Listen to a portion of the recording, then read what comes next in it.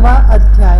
मार्कंडेय जी को माया दर्शन। सूत जी कहते हैं, जब ज्ञान संपन्न मार्कंडेय मुनि ने इस प्रकार स्तुति को, तब भगवान नर नारायण ने प्रसन्न होकर मार्कंडेय जी से कहा।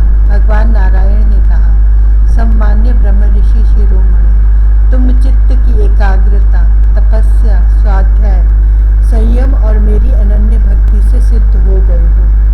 तुम्हारे इस आजीवन ब्रह्मचर्य व्रत की निष्ठा देखकर हम तुम पर बहुत ही प्रसन्न हुए हैं। तुम्हारा कल्याण हो। मैं समस्त वर देने वालों का स्वामी हूँ, इसलिए तुम अपना अभीष्ट वर मुझसे मांग लो। मार्कंडेय मुनि ने कहा, देव देवेश, शरणागत बहारी अच्युत, आपकी जय हो जय हो। हमारे लिए बस इतना ही वर पर्याप्त है कि आपने कृपा करके अपने मनोहर स्वरूप का दर्शन कराया। ब्रह्मा, शंकर आदि देवगण योग साधना के द्वारा एकाग्र हुए मन से ही आपके परम सुंदर श्री चरण कमलों का दर्शन प्राप्त करके कृतार्थ हो गए हैं। आज उन्हीं आपने मेरे नेत्रों के सामने प्रकट होकर मुझे धन्य बनाया है। पवित्र कीर्ति महानुभावों के शिरोमणि कमल नयन, फिर भी आपकी आज्ञा के अनुसार मैं आपसे वर मांगता हूँ। मैं आपकी वह माया देखना चाहता हूँ जिससे मोहित होकर सभी लोक और लोकपाल अद्वितीय वस्तु ब्रह्म में अनेकों प्रकार के भेद विभेद देखने लगते हैं। सूत जी कहते हैं, शौनक जी, जब इस प्रकार मार्कंडेय मुनि ने भगवान नर नारायण की इच्छानुसार स्तुति पूजा कर ली एवं वरदान मांग लिया, तब उन्होंने मुस्कुराते हुए कहा, ठीक है, ऐसा ही होगा। इसके बाद वे अपने आश्रम बद्रीवन को चले गए। मार्कंडेय मुनि अपने आश्रम पर ही रहकर निरंतर इस बात का चिंतन करते रहते कि मुझे माया के दर्शन कब होंगे। वे अग्नि, सूर्य, चंद्रमा, जल, पृथ्वी, वायु, आकाश एवं अंतःकरण में और तो क्या सर्वत्र भगवान का ही दर्शन करते हुए मानसिक वस्तुओं से उनका पूजन करते रहते। कभी कभी तो उनके हृदय में प्रेम की ऐसी बाढ़ आ जाती कि वे उसके प्रवाह में डूबने उतराने लगते। उन्हें इस बात की भी याद न रहती कि कब कहाँ किस प्रकार भगवान की पूजा करनी चाहिए। शौनक जी, एक दिन की बात है, संध्या के समय पुष्पभद्रा नदी के तट पर मार्कंडेय मुनि भगवान की उपासना में तन्मय हो रहे थे। ब्रह्मन, उसी समय एकाएक बड़े जोर की आंधी चलने लगी। उस समय आंधी के कारण बड़ी भयंकर आवाज होने लगी और बड़े विकराल बादल आकाश में मंडराने लगे। बिजली चमक चमक कर कड़कने लगी और रथ के धुरे के समान जल की मोटी मोटी धाराएं पृथ्वी पर गिरने लगी। यही नहीं, मार्कंडेय मुनि को ऐसा दिखाई पड़ा कि चारों ओर से चारों समुद्र समूची पृथ्वी को निगलते हुए उमड़े आ रहे हैं। आंधी के वेग से समुद्र में बड़ी बड़ी लहरें उठ रही हैं। बड़े भयंकर भंवर पड़ रहे हैं और भयंकर ध्वनि कान फाड़े डालती है। स्थान स्थान पर बड़े बड़े मगर उछल रहे हैं। उस समय बाहर भीतर चारों ओर जल ही जल दिखता था। ऐसा जान पड़ता था कि उस जल राशि में पृथ्वी ही नहीं, स्वर्ग भी डूबा जा रहा है। ऊपर से बड़े वेग से आंधी चल रही है और बिजली चमक रही है, जिससे संपूर्ण जगत संतप्त हो रहा है। जब मार्कंडेय मुनि ने देखा कि इस जल प्रलय से सारी पृथ्वी डूब गई है, उद्भिज, स्वेदज, अंडज और जरायुज चारों प्रकार के प्राणी तथा स्वयं वे भी अत्यंत व्याकुल हो रहे हैं, तब वे उदास हो गए और साथ ही अत्यंत भयभीत हुए। उनके सामने ही प्रलय समुद्र में भयंकर लहरें उठ रही थी। आंधी के वेग से जल राशि उछल रही थी और प्रलयकालीन बादल बरस कर समुद्र की ओर भी भरते जा रहे थे। उन्होंने देखा कि समुद्र ने द्वीप, वर्ष और पर्वतों के साथ सारी पृथ्वी को डुबो दिया। पृथ्वी, अंतरिक्ष, स्वर्ग, ज्योतिर्मंडल, ग्रह, नक्षत्र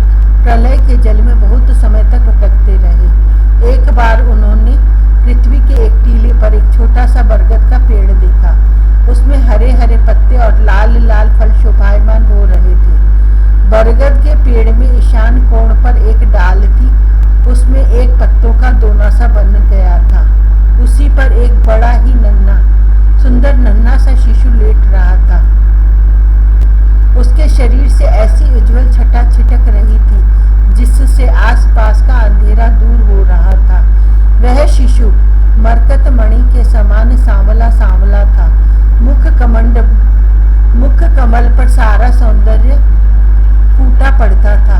गर्दन शंख के समान उतार चढ़ाव वाली थी, छाती चौड़ी थी, तोते की चोंच के समान सुंदर नासिका और भौहें बड़ी मनोहर थी, काली काली घुंघराली, अलकी कपोलों पर लटक रही थी और श्वास लगने से कभी कभी हिल भी जाती थी। शंख के समान घुमावदार कानों में अनार के लाल लाल फूल शोभायमान हो रहे थे। मूंगे के समान लाल लाल होठों की कांति से उनकी सुधामय श्वेत मुस्कान कुछ लालिमा मिश्रित हो गई थी। नेत्रों के कोने कमल के भीतरी भाग के समान तनिक लाल लाल थे। मुस्कान और चितवन बरबस हृदय को पकड़ लेती थी। बड़ी गंभीर नाभि थी। छोटी सी तोंद पीपल के पत्ते के समान जान पड़ती और श्वास लेने के समय उस पर पड़ी हुई बले तथा नाभि भी हिल जाया करती थी। नन्हे नन्हे हाथों में बड़ी बड़ी सुंदर अंगुलियां थी। वह शिशु अपने दोनों कर कमलों से एक चरण कमल को मुख में डालकर चूस रहा था। मार्कंडेय मुनि यह दिव्य दृश्य देखकर अत्यंत विस्मित हो गए। शौनक जी उस दिव्य शिशु को देखते ही मार्कंडेय मुनि की सारी थकावट जाती रही। आनंद से उनके हृदय कमल और नेत्र कमल खिल गए। शरीर पुलकित हो गया।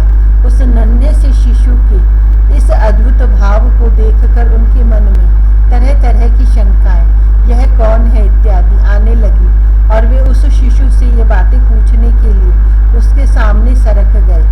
अभी मार्कंडेय जी पहुंच भी न पाए थे कि उस शिशु के श्वास के साथ उसके शरीर के भीतर उसी प्रकार घुस गए जैसे कोई मच्छर किसी के पेट में चला जाए। उस शिशु के पेट में जाकर उन्होंने सब की सब वही सृष्टि देखी जैसी प्रलय के पहले उन्होंने देखी थी। वह सब विचित्र दृश्य देखकर आश्चर्यचकित हो गए।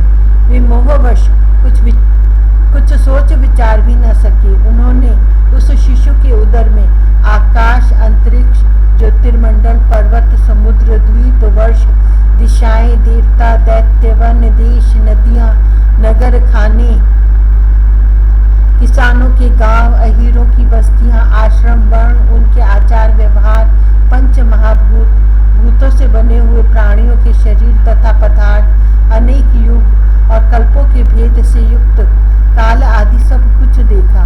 केवल इतना ही नहीं, जिन देशों, वस्तुओं और कालों के द्वारा जगत का व्यवहार संपन्न होता है, वह सब कुछ वहां विद्यमान था।